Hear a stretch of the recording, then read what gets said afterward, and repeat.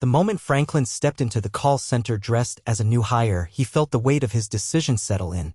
The company he had built from the ground up, the one he had prided himself on for its customer service, had been getting alarming complaints. Customers were being treated rudely, wait times were unbearable, and employee turnover was at an all-time high. Reports from upper management painted a vague picture, filled with excuses and reassurances. Franklin wasn't buying it. So he did what any hands-on CEO would do: he went undercover. With 10 call centers across the state, it wasn't difficult to blend in. Most employees had never met him personally. He had always handled corporate matters while the district managers oversaw daily operations.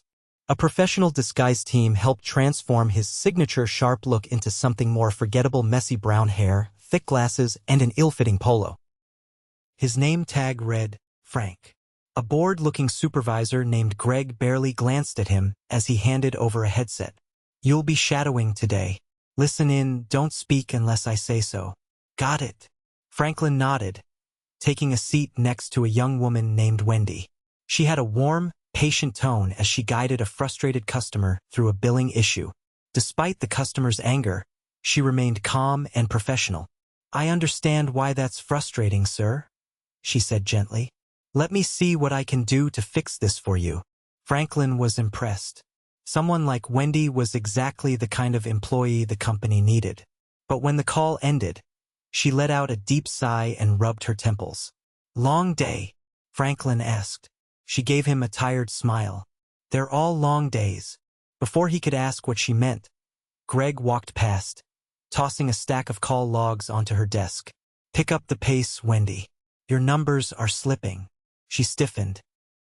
"I just resolved that last call in under 5 minutes." Greg scoffed. "Yeah, but you wasted time being nice. Just get them off the line faster." Franklin clenched his jaw but kept quiet. He needed to see more before stepping in.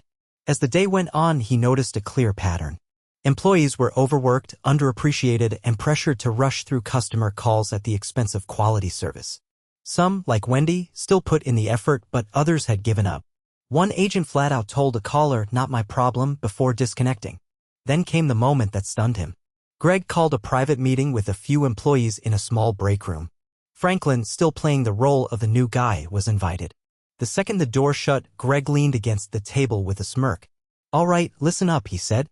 "Corporate's been breathing down my neck about complaints. So here's how we handle it, Lie. If a customer asks for a refund, say it's processing even if it's not. If they demand a manager, tell them one isn't available. The goal is to get them off the phone as fast as possible." Franklin felt his stomach drop. Wendy looked horrified. "That's not right." Greg shot her a glare. "Do you want to keep your job?"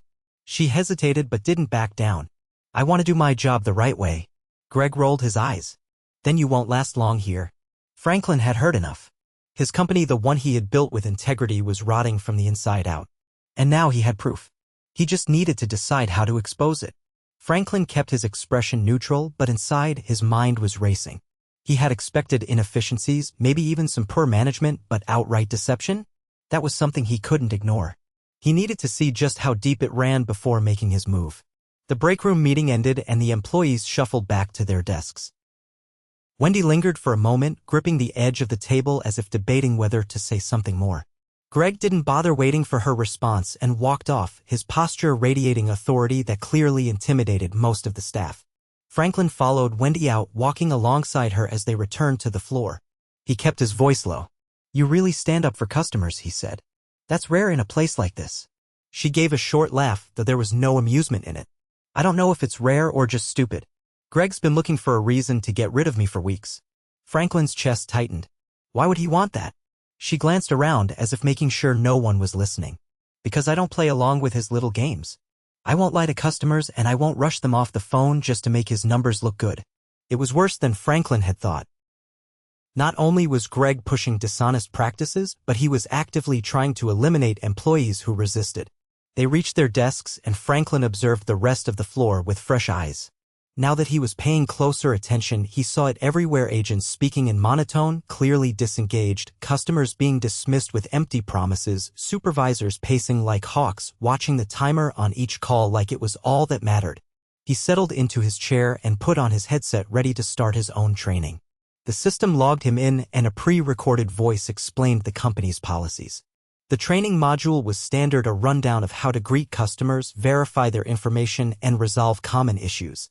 But Franklin noticed something odd. There was no mention of customer satisfaction, just efficiency. Every section reinforced the idea that speed was the top priority. An hour in, Greg walked by and tapped his desk. "All right, rookie. Time for some real calls. Let's see if you can keep up." Franklin nodded, adjusting his headset.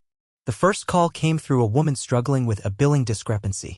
He listened carefully and pulled up her account, quickly realizing the issue was a system error. It was an easy fix, but as he started explaining the solution, Greg leaned over his shoulder. "Don't waste time," Greg muttered. "Just tell her it's being handled and move on." Franklin ignored him and finished helping the customer properly. The woman, clearly relieved, thanked him before hanging up. Greg shook his head. "Too long," he said. "Next time, just get her off the line." Franklin turned his chair slightly, studying Greg's face. What if she calls back because no one actually solved the problem? Greg exhaled sharply. "Not our concern. If she calls again, that's another agent's issue." Franklin's jaw tightened, but he forced himself to stay composed. He needed to see how far this attitude extended. Over the next few hours, he took more calls, each one reinforcing what he already knew: customers were being treated like nuisances, not people. The employees who followed Greg's orders seemed exhausted, drained from the constant pressure to cut corners. The ones who genuinely tried, like Wendy, were reprimanded. Then something happened that made Franklin's decision for him. A middle-aged man called in, his voice tense with frustration. His father, an elderly customer, had been repeatedly charged for a service he had canceled months ago. No one had helped him. Franklin reviewed the account and saw the issue immediately. Refunds had been requested multiple times but never processed. As Franklin began explaining the problem, Greg appeared at his side again. "Don't issue the refund," Greg said under his breath. "Give him the runaround." Franklin turned his chair slightly. "It's been 6 months. This should have been fixed a long time ago." Greg shrugged. "Not our problem." Franklin's hands curled into fists under the desk. He muted his microphone and looked Greg directly in the eye. "You're telling me to lie?" Greg crossed his arms. "I'm telling you to do your job." That was it. Franklin pressed a button on his screen, logging out of the system. He removed his headset and stood up, his heart pounding. Greg looked annoyed. "Where do you think you're going?" Franklin straightened his posture, his voice calm but firm. "I've seen enough." For the first time, Greg's confidence wavered. "What are you talking about?" Franklin reached up and pulled off his glasses, then ran a hand through his hair, shaking off the slightly disheveled look he had been maintaining. The recognition flickered in Greg's eyes almost instantly. The room fell silent. Employees nearby turned in their chairs, their expressions shifting from confusion to shock. Wendy's mouth parted slightly, realization dawning. Greg took a step back. "Wait. You're..." Franklin didn't let him finish. "I'm Franklin Carter. And this company is mine." The silence stretched across the room, thick with tension. Every employee within earshot had turned their attention to Franklin, their eyes darting between him and Greg. The hum of ringing phones and muffled voices filled the background, but no one was focused on their work anymore. Greg's face paled. His posture, once so confident, stiffened with uncertainty. His fingers twitched at his sides as if debating whether to defend himself or stay quiet. Franklin took a slow step forward, allowing the weight of his presence to settle over the room. He had spent years building this company, trusting that the leadership beneath him upheld the same values he had instilled from the beginning. Now, standing in the middle of this call center, he realized just how far things had strayed. Greg finally found his voice, though it lacked the authority he had once wielded. I didn't know you were..." Franklin cut him off. "That much is clear." His voice was calm, but there was no mistaking the edge beneath it. "And yet, you've been running this place like it belongs to you." Greg's mouth opened, then closed. He glanced around the room, as if looking for support, but none of the employees spoke. No one came to his defense. Franklin turned his attention to the staff, scanning their faces. Some looked hopeful, others wary. Wendy sat frozen at her desk, fingers curled around the edge of her keyboard, as if bracing for whatever came next. "I came here because I needed to see the truth for myself," Franklin said, his voice carrying across the floor. "I've read the reports, heard the complaints, but nothing could have prepared me for what I just witnessed." He gestured toward Greg without looking at him. "Lying to customers, pressuring employees to cut corners. punishing the ones who actually care. His eyes landed on Wendy for a fraction of a second before sweeping across the rest of the staff. This is not how we do business. A murmur rippled through the room, low but unmistakable. Employees exchanged glances, some shifting in their seats as if they were finally allowing themselves to hope that things might change. Greg took a step back, his expression twisting into something defensive. Look, I was just following the expectations set for us. The priority has always been efficiency. Franklin's gaze locked onto him. Efficiency does not mean deception. It does not mean disregarding customer trust or burning out employees until they have nothing left to give. He let the words settle before continuing, his tone unwavering. You've been running this place on fear, Greg. And I can promise you that ends today. The weight of the statement hung in the air, undeniable and absolute. Greg swallowed, his throat bobbing. You can't blame me for everything. The pressure comes from the top. Franklin's voice remained steady, but there was no mistaking the authority behind it. I am the top, and I never asked for this. His eyes narrowed slightly. But I will take responsibility for allowing it to happen. That statement seemed to shake the employees more than anything else. A CEO admitting fault was not something they had expected. Franklin turned to the rest of the staff. I need to know, how long has it been like this? There was hesitation, as if they weren't sure whether it was safe to speak. Then, Wendy pushed her chair back and stood. Her voice was steady, but there was a strain behind it. For as long as I've been here, at least, people don't last long. The ones who do either fall in line or get pushed out. A few others nodded, some shifting uncomfortably, others straightening as if finally given permission to be honest. Franklin took a slow breath, absorbing the weight of what he had just learned. His company had been operating under a system that rewarded compliance over integrity, numbers over people. That wasn't just a management failure, it was a cultural one. And culture started at the top. He turned back to Greg. You're done here. Greg's eyes widened. Wait, there's nothing to discuss, Franklin said, his voice leaving no room for argument. Clear out your desk. Greg sputtered, but the fight had drained from him. He knew there was no way out. Franklin turned to one of the assistant managers standing nearby. Escort him out. The man hesitated, then gave a quick nod.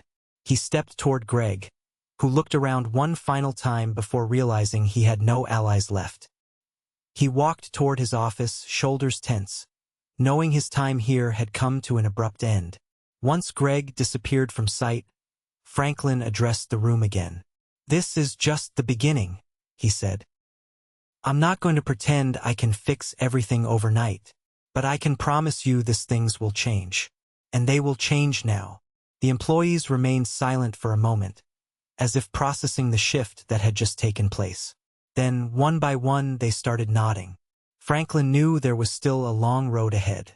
But for the first time in a long time, he felt something he hadn't felt about his own company in years, certainty. The call center remained silent for a few moments after Greg was escorted out. Employees sat frozen at their desks, heads turning toward Franklin as if waiting for further instructions, unsure of what came next. The tension in the air hadn't completely lifted, but there was something different about it now, a shift, a crack in the rigid structure that had kept them on edge for so long. Franklin let the silence settle before speaking, making sure his voice carried across the room. If anyone here thinks what Greg was doing was acceptable, now is the time to say so. No one moved. Some exchanged glances, but not a single person spoke up in Greg's defense. Good, Franklin said, because that was never the kind of company I intended to run. He scanned the room, his gaze landing on Wendy. I need to know something. What happens when employees bring up concerns? When they report problems? Wendy hesitated, then answered carefully. It depends on who they're talking to. She glanced toward the back of the room where a few supervisors stood stiffly, their expressions unreadable. If it's someone like Greg, nothing changes. Most people just stop trying after a while. Franklin nodded as if filing that information away. He turned to one of the supervisors lingering near the entrance. How many employees have left in the last year? The man shifted uncomfortably. Quite a few. Franklin's expression remained neutral. Give me a number. There was a pause before the response came. More than 60. A few employees turned their heads at that, but Franklin remained composed. He had suspected high turnover, but hearing the actual figure solidified just how deep the problem ran. He exhaled slowly, then addressed the room again. I don't expect trust to be rebuilt overnight, but I do expect honesty. If there's anything I need to hear, now is the time. For a moment there was hesitation. Then, a man near the front of the floor cleared his throat. A lot of us want to do good work. We just don't have the support. A woman seated nearby nodded. We get told to hit impossible targets, and when we don't, we're treated like we're not trying. Another voice chimed in. It's not just about the customers. It's how we're treated too. We're expected to push through back-to-back calls with barely any breaks. More voices followed, each one adding a new piece to the puzzle Franklin was assembling in real time. Employees weren't just frustrated with the way customers were being handled, they were exhausted, overworked, and undervalued. The culture Greg had encouraged wasn't just about efficiency, it was about control. Franklin listened, absorbing every word. When the room finally fell quiet again, he straightened his posture and spoke with certainty. This is what's going to happen next. The employees sat up slightly, their attention locked on him. First, we're reviewing every policy that affects how you do your jobs. If something is broken, we're going to fix it. His gaze swept the room. Second, there will be no more retaliation against employees who speak up. If you have a complaint, it will be heard and it will be addressed. He turned toward Wendy. Which brings me to my next point. Wendy blinked, clearly not expecting to be singled out. You stood up for what was right, even when it put you at risk, Franklin said. That's the kind of leadership this company needs. She shook her head slightly. I'm not a leader. You are, Franklin countered. And I'd like you to take on a management role here. A ripple of surprise moved through the employees. Wendy's eyes widened. I don't know if I'm qualified. You are, Franklin said simply. And I'll make sure you have the support you need. She hesitated, then slowly nodded. Okay. Franklin turned back to the rest of the staff. There will be more changes in the coming weeks. Some of them will take time, but I want you to know this: what happened here won't happen again. The employees didn't cheer, didn't immediately celebrate. But there was something in their faces that hadn't been there before: relief. As Franklin surveyed the room one last time, he knew the work wasn't done. Far from it.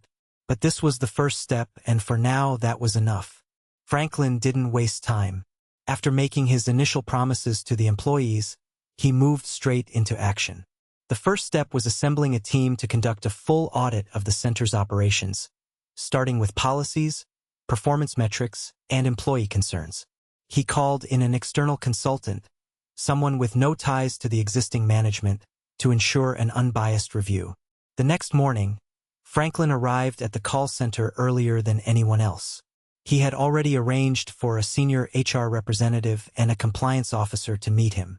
They set up in a small conference room, sorting through reports and reviewing complaints that had previously been ignored or dismissed. By the time the first employees arrived, word had already spread things were changing, and the CEO was personally overseeing it. There was an air of cautious optimism but also uncertainty. People had seen promises before. They weren't ready to believe in change just yet. Franklin knew that. Midway through the morning, he requested individual meetings with several employees, choosing a mix of new hires, long-term staff, and those who had previously voiced concerns. He had Wendy assist in coordinating the meetings, something she did with quiet efficiency despite the lingering surprise over her promotion. The first employee to sit across from him was a man named Luis. He had been with the company for 6 years, one of the longest-serving employees in the center. His record showed strong performance, but his demeanor was guarded. He leaned forward slightly, hands clasped, clearly unsure of what Franklin expected from him.